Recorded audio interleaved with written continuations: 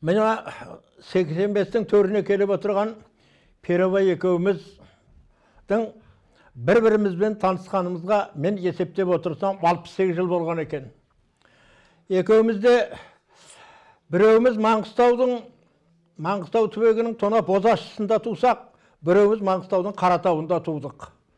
Бірақ мал жайылымға әке-шешеміздің мал бағуына байланысты мен Маңғыстаудың ойынан ертерек 50 жылдары көшіп, осы Самғұмына қарата кеттім.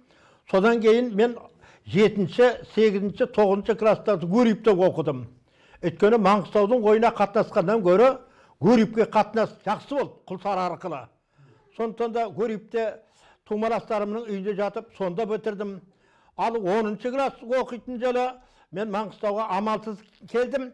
Өйткені менің үйім осы Самнан, әкем колхоздың басқармасы болуына байланысты шетпеге көшіп келдім.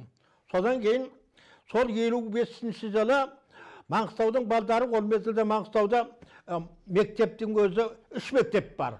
Таушықта, сосын Бозашыда, содан кейін Ұштаған Ленин орта мектебі дейтінде. Тау бойының балдарын бөліп жатқанда біз шетпенің балдары болып, осы Ленин орта мектебіне оқитын болдық. Жаңағы Ұштағандағы. Соны 10-ші класс оқуға келдік. Келгеннен кейін сол шетпеден 13-14 бала келдік. Bir bölme ver, 4-5 krabayt var. Енді 14-15 baramız. Olmazda krabayt жоқ. Bir krabaytқа екеуден, үшеуден жатамыз.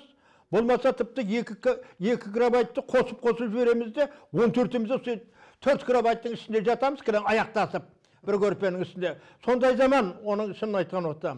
Бірақ бір стол бар, екі томпішкі бар, сол томпішкіде кітаптарымыз араласып жатады. Осындай. Сонда бір енді бөле-бөле келген мезгілде мына Перебай крабайт екеуміз бір крабайтта жататын болдық. 10-ші класс оқимыз, шынын айту керек. Біз ол мезгілде бірге оқыған адамдардың барды қазір өмірден өтті. Біз Маңғыстауға атағы шыққан, көп еңбек сіңірген, керемет жақсы адамдармен сол мезгілде біз бірге жаттық. Мысалы, Әбдірахманов Сейсен дейтін болды, Әбішев Сәбет дейтін болды. Ұзақ жылдар осы Маңғыстаудың ауыл шаруашылығын басқарған, ойлап қарайтын болатын болсақ. Міне, сол бір жылдай бірге жаттық. Осы бірге жатқанның өзі бір-бірімізге шын айтқан уақытта көңілімізді тапты. О мезгілде енді тамақтың да шамалған уақыты ғой. Таңертең бір шай, бір сындырғы нан жейміз, түсте каши жейміз. Супы дейтін ол мезгілде атымен біз көргеніміз жоқ, шын айту керек. Сондықтан да оны алып, дүкеннен көмдіріп, нан қылып, сондай жейміз. Сонда екеуміздің де жаңағы бірігіп нан көмдіріп, бөліп жейтініміз осы көріп жет. Міне осы керемет жақындастырды, керемет біз бір-бірімізге қанықтастырды. Бұның бұл кішкентай әкімшілеу болды, интернет советінің бастығы болды.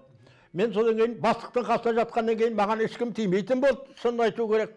Интернет советтің председателі. Ол мезгілдерде таза бір үйден 2 бала болса, біреуге 17-50 тен ақша төлеп жатады. Таза бір бала, малшының баласы біреу болатын болса, ол тегін жатады. Ал малшының баласы болмаған адам міндетті түрде 17-50 тен ақша төлеп жатады. Мен ақша төлеп жаттым, бір ақша төлеген жоқ. Интернатта солай жаттық. Күзде интернат құлап қалды да, қалың жаңбырда. Содан кейін колхоздың клубында жаттық. Клубта мен қазір енді 70-те ер бала, 30-тың үстінде қыз бала жаттық. Қыз балдар залда, тоно сахнада жатты, ортада мақпал шымылдық болды. Біз де мына сахнада жаттық. Крабайт аз. Осы мезгілде біз Әбіш Кекілбаевпенен бірге жаттық қатар. Ол Әбіш Кекілбаев терезенің алдында бұрышта жатты. Сол бұрыш толығымен кітап толып тұратын. Кітап дейтінді содан оқитын болдық, Әбіштен оқыған. Свет ол мезгілде шам жарығы, мынадай свет жоқ. Бір үлкен шам тұрады түні жерде. Сол сағат 10-да жатуымыз керек, бірақ ерте жатпайсың ғой енді. Содан кейін уақыт өткізу үшін сағат кешкі 6-тан бастап, тоны 10-ға дейін уақыт өткізу үшін расписание жасады. Мысалы, мені Ережеп Перебай мынадай кітаптың мазмұнын айтады. Мен мынадай кітаптың мазмұнын айтамын деп, күніге 6-7 бала сөйлейтін болады. Міне осы мезгілде кітапты керемет жақсы оқыдық. Шын айту керек. Кітап жеткілікті. Өйткені әбіш ана колхоздан да алдыртады, мына колхоздан да алдыртады. Пост түйемен қатасын, постқа хат жазып жібереді. Содан кейін кітапты айтады. Әбіштің өзі бір кішкентай шығарманы бір апта айтады. Bir günde aytat, yertinde aytat. Sen aytшы, өткелегін жалғастырып айтшы. Ол әңгімеден әңгіме туғызып айта береді екен ғой, біз ол мезгілде. Біз ренжіскеніміз жоқ. Бір-бірімізге кейгеніміз жоқ. Біріміздің, шынын айтқан уақытта, бір-бірімізге көмектестік. Ол мезгілдерде көмек дейтін сырт киім, іш киім, әсіресе аяқ киім. Батенке болса, екеуміз түске дейін анау киіп келеді, мынау киіп келеді деген сияқты киімдеріміз осындай болды. Енді біз бітірдік. Бітіргеннен кейін бұл Бакуға ұшып кетті, Нептен қатысамын деп. Менде ақша аз еді, мен Гөрипте қалдым. Сол Гөрипте қалған мезгілде менің арманым дәрігер болу еді әуелден. Дәрігерлік институтқа тапсырып, документ тапсырып. Бұның ең бірінші емтиханнан орыс тілі мен әдебиетінен сочинениеден құлап қалдым. Содан кейін Бекбос Нұрлыхан дейтін Маңғыстаудың жеті Өлмелдегі Нефтен техникумда оқып жүретін. Ой, сендер деп қасында, менің қасында Рахмет Наурызбай дейтін інісі болған, екеуміз бірге жүрген. Екеумізді комнатасына алып келді де, маған 10-шы кластың орыс әдебиетін, анаған 9-шы кластың орыс әдебиетін берді де, мынаның ішіне жаттайсыңдар деп сөйдеді жаңағы. Содан кейін 3 күн өткеннен кейін жаттайтын болдық. Екеумізді алып келді де, Гөріп пединститутының ол мезгілде орыс тілі әдебиеті дейтін факультет бар. Математика факультеті, орыс тілі әдебиетін факультеті, 2 факультет болды Гөріп пединститутында. Содан кейін орыс тілі әдебиетін математика тапсырады деп еді, мен қасына Наурызбай жоқ, математика тапсырмаймын деп сөйдеді. Математик біз, шын айтсақ математиканы біз Жұмағазиннан оқыған, оны айтатыны жоқ. Содан кейін орыс тілі әдебиетіне тапсырдық. Ал орыс тілін тапсыратын болсаңдар, өте жақсы, мен бұны құптаймын. Орыс тілсіз біздің күніміз жоқ. Мынадан сен 15 шығарман жаттайсың, сен 15 шығарман жаттайсың, образды дәптерге жазып алып. Деп жаңағы Нұрхан бізді бір апта бойына, осындай қысты бір аптада жаттап алдық. Қазір келген мен көсігінге дейін кейбіреулер бұл есімде тұрады, жаттап алдық. Содан кейін емтиханға бардық. Барғаннан кейін екеуміздің жаттағанымыздан келді. Ол мезі тақтаға 5 тақырып жазады. Ал содан кейін сонда біріміз құласақ, біріміз қалып қоймалық деп, біреуіміздің жаттағанымызды жаздық, екеумізді 4 алдық.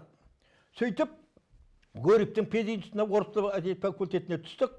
Ал әбден түсіп болғаннан кейін, қабылданғаннан кейін міне осы жерде Маңғыстаудың балдары болып біріктік. Ол мезгілде түскен суретімізде бар еді кезінде уақытында. Содан кейін біз шөпке кеттік қой. Енді келгеннен кейін Маңғыстаудың балдары болып біз міне общежитияда бірге жаттық. Мына первовременен. Бір 2 ай общежития жатқаннан кейін біздің жағдайымыз келіспеді общежитиядан. Өйткені тамағымызда анау ұшып кетеді, мынау ұшып кетеді, өзі көпшілік қой общежития. Содан мен айттым, қой біз мынау жағдайымыз келіспейді екен, үй іздеймін, үйге жаталық деп үй тауып, содан кейін біз 5 жігіт болып Маңғыстаудан сол үйге жаттық. 5 жыл бойына, сонда да міне бірге жаттық. Біз айтатымыз жоқ қой, мына ол мезгілде Гөріпте қара балшық, өте қиын жағдай. Бір бәтеңке, бір костюм шалбар, бір плащ, бір жаңағы су өтік, баста бөрік, новый. Кім көшеге шығады, ананы киіп кетеді. Басқа жоқ, қалғандарымыз өзіміз сонда киіміз. Сөйтіп, тіршілік еттік. 35 сом ақшағында төледік. Кей айтатында қиыншылық жоқ, көмірде түсірдік. Бұна виноградтың жәшігінде жинадық вагонға. Сөйтіп, ақша таптық. Сонымен 5 жылды оқып бітірдік. Құдай тағдыр бізді ешқандай айырған жоқ. Екеумізді 61 жылы күзде мана Сан Қызыласкер мектебінде о мезгілде бұжақ дейтін шөл. Малдан басқа еш жерде жоқ. Әр жерде бір малдың отарлары. Сол Қызыласкерге тап болдық. Қызыласкерге 7 жылдық мектеп екен. Менің үйім осы жақта малда. Содан кейін мынау үйін көшіріп келді әкесің. Ережеп дейтін шал сол көшіріп келіп, сол ауру екен бұның әкесі. Сол Қызыласкерге келгеннен кейін ауырып қайтыс болды бұның әкесі. Сосын міне жұмыс жасадық. Бірге жұмыс жасадық. Осыдан енді жұмыс істейтін о мезгілде адамның қалыптасуы дейтін үлкен қиын ғой. Жаңағы алдыңғы толқын ағалар, кейінгі толқын інілер дейтін көзінде үлкен мән бар, ойлап қарайтын болатын болсақ. Біз керемет еңбекқор адамдардың ортасына түстік. Біз жаңағы жаман ойлайтын, тек қана жеңіл еңбекті көздейтін адамдардың арасында болғанымыз жоқ. Жақсы еңбек істейтіндерге біз қатты қызықтық. Мысалы, Екібаев Жанбоз дейтін кісі, Ырзаев Жетізген дейтін, Ағиманов Ораз дейтін, Шолтанов Есенбай дейтін, Самалиқов Төрәлі дейтін, Маңғыстаудың кез келген кәдімгі керемет адамдарын оқытып шығарған адамдар сол сам мектебінде жұмыс жасады. Біз осыларды көріп өстік. Тақтаға бір әріпті жазғанында анауынды дұрыстал деп кіріп келіп тұрып, кәдімгі көз шоқып көрсететін сондай мұғалімдерге тап болдық. Ал сабақты оқымай, қалай болса солай дайындықтан өтпей, біз сабаққа кірмедік. Өйткені біз Екібаев Жанбоз, Ырзаев Жетізген дейтін мұғалімдерге тап болдық. Бізді әбден пісірді. Сабақты бересің, интернатқа қиды тасыйсың, тона қарағайдан суды тасыйсың, кез келген уақытта саған жағына қит етпесін жүгіре бересің, күлді де шығарасың, реті болса терезені замаскілейсің, қандай жұмыс болса да орындайсың. Мен солай едім, мен былай едім деп ешқандай қалған жоқпыз. Міне, бұл мезгілде еңбекақы дейтін қиын. Бір ставка 65-50 тиын болып. Ал мына жаңағы интернатта 250-дей бала жатады. Интернат. Кілең малшы баласы интернат. Бір мектеп қой бүкіл Самда. Самда сол жылдары 120 мыңдай қой болды, мына Самда. Міне еңбек істедік. Бізді еңбекке сол 10 жылда 72 жылға сондай керемет күшті қалыптастық. Кәдімгі біздің қазіргі осындай дәрежеге жетуіміз, біздің ел аузында әңгімеленуіміз, мақтақ марапаттар алғанымыз, еңбегіміз сіңгендік біздің алдымыздан өтпей, кез келген адамның, бізді оқытқан адамның қатты сыйлайтыны, бізді тәрбиелеп, біздің көргеніміз сондай адамдар.